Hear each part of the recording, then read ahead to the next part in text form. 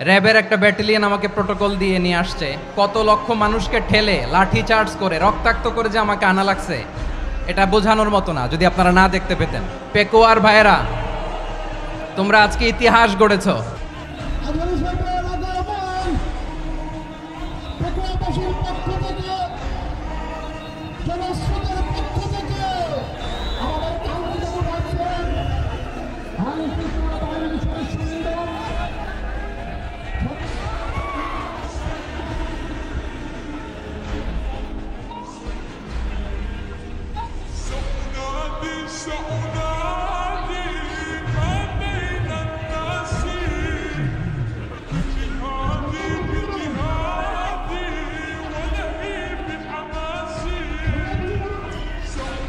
আসসালামু আলাইকুম ওয়া রাহমাতুল্লাহি ওয়া বারাকাতুহু। অন্যরা কেন আছেন বেগুন গমাছন নে হর্ষবাজারের বেগুন চলি আসছেন পাল্লার। আল্লাহু আকবার, আল্লাহু আকবার, আল্লাহু আকবার কাবীরা। প্রিয় ভাইয়েরা, আপনারা সবাই ভালো আছেন? সবাই ভালো আছেন? আপনারা অনেক কষ্ট হয়েছে আপনাদের, আমি জানি। আর অল্প সময় একটু কষ্ট দিব। সকাল 10টা থেকে রাত 10টা পর্যন্ত 12 ঘন্টার একটা প্রোগ্রাম। এই তো 10টা বাজতে আর অল্প কিছু সময় বাকি, আমি শেষ করে দেবেন। 3 দিন আগে আসছো? আচ্ছা, মাশাআল্লাহ মাশাআল্লাহ। আমাদের একটা প্রতিবেশী দেশ আছে, আমরা আমাদের দেশ নিয়ে যত ভাবি তারা তার চেয়ে বেশি ভাবে। কথা বুঝতেছেন না? আরো ভেঙে বলতে হবে। হ্যাঁ, আমরা আমাদের দেশ নিয়ে যত উদ্বিগ্ন, এদের আরো টেনশন বেশি।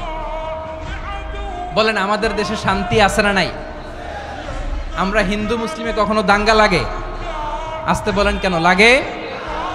ওদের পূজা পার্বণে আমাদের মাদ্রাসার ছেলেরা যে পাহারা দেয়, চিল্লায় বলেন ঠিক কিনা? আমাদের তাফসির মাহফিলের সময় ওরা ডিস্টার্ব করে, ঢোল বাজায় না। ওদের পূজা পার্বণের সময় আমাদের তাফসির মাহফিলের ডেট হলে আমরা চেঞ্জ করে দেই। সুবহানাল্লাহ, কি সাম্প্রদায়িক সম্প্রীতির রোল মডেল। আর ওই বাংলাদেশের ব্যাপারে তারা অনেক ডিসইনফরমেশন ছড়াচ্ছিল।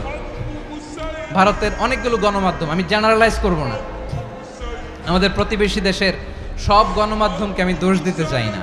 অনেকগুলো গণমাধ্যম তারা ডিসইনফরমেশন শেয়ার করেছে। ডিসইনফরমেশন আর মিস ইনফরমেশনের পার্থক্য আছে। মিস ইনফরমেশন না জেনে ভুল বুঝে একটা মিথ্যা বা ভুল তথ্য ছড়িয়ে দেয়া, এটার ক্ষমা আছে, এটার কি আছে। আর ডিসইনফরমেশন মানে ইচ্ছা করে, প্ল্যান করে, ম্যাপ করে, ছক এঁকে মিথ্যা, গুজব, রটনা সোশ্যাল মিডিয়ায় ছড়ানো, এটার ক্ষমা আছে? আওয়াজ করে বলেন, ক্ষমা আছে? ভারতের কিছু গণমাধ্যম তাই করেছে। আমরা ব্যথিত হয়েছি, আমাদের হৃদয়ে রক্তক্ষরণ হয়েছে। আমাদের প্রতিবেশী দেশকে বলতে চাই, আমাদের দেশ নিয়ে আপনাদের ভাবার দরকার নাই। নিজের চরকায় তেল দেন,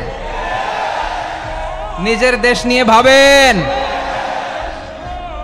গত মাসের ভয়েস অফ আমেরিকার রিপোর্ট, বাংলাদেশে সংখ্যালঘু জনগোষ্ঠী আগের চেয়ে বেশি নিরাপত্তা পাচ্ছে। Report voice of America, Muslim report নাকি? মুসলিম জরিপ, ভয়েস অফ আমেরিকা। কথা বুঝে নাই বোধহয়। ভয়েস অফ আমেরিকা কি আমাদের রিপোর্ট?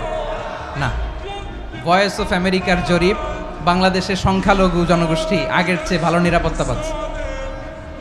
শুধু এখানেই শেষ না, মাইক্রোসফটের একটা জরিপ শোনাই আপনাদেরকে। তারা সারা পৃথিবীতে গুজব, ভুয়া আর মিথ্যা নিউজ ছড়ানোতে কোন দেশ সেরা একটা রিপোর্ট করেছে। এর মধ্যে 1 নম্বরে এসেছে ভারতের নাম। মাইক্রোসফট তো মুসলমানরা চালায় না? কথা বোঝে নাই বোধহয়। প্রতিবেশী দেশকে বলবো, আপনারা নিজের চরকায় তেল দেন, আপনারাও শান্তিতে থাকেন, আমাদেরকেও শান্তিতে থাকতে দেন। সব চেঞ্জ করা যায়, প্রতিবেশী চেঞ্জ করা যায় না। আমাদের ল্যান্ড তাদের ল্যান্ড, পাশাপাশি। আমরা চাই তারাও সুখে থাক, আমরাও সুখে থাকি, ঠিক কিনা? কিন্তু প্রতিবেশী হলে বন্ধুত্বপূর্ণ আচরণ করতে হয়। প্রতিবেশী যদি বন্ধু না হয়ে প্রভু হতে চায়, এরকম দানব প্রতিবেশী কেউ চায় না। ভারত যদি বন্ধুত্ব উপহার দেয় আমরাও বন্ধুত্ব দিব, কি বলেন?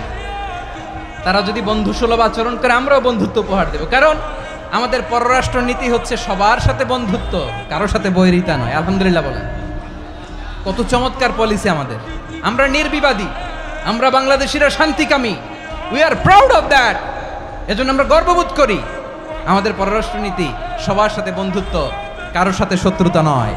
তাই প্রতিবেশী দেশকে বলবো, আমার ভাইয়েরা, আপনারাও আমাদের ভাই, বন্ধুত্ব দিলে বন্ধুত্ব পাবেন। বন্ধুত্ব ইজ ওয়েলকাম, দাদাগিরি নয়। বন্ধুত্ব ওয়েলকাম, দাদাগিরি নয়, লাউড অ্যান্ড ক্লিয়ার। ভারত যদি বন্ধুত্ব দেখায় বন্ধুত্ব পাবে, কিন্তু ভারত যদি বাংলাদেশে আধিপত্যবাদ বিস্তার করতে চায়, বাংলাদেশের 18 কোটি জনগণ সেটা রুখে দেবে। ভারত যদি গৌর গোবিন্দের ভূমিকায় নামতে চায়, দেশের 18 কোটি মুসলমান শাহজালালের ভূমিকায় নামবে।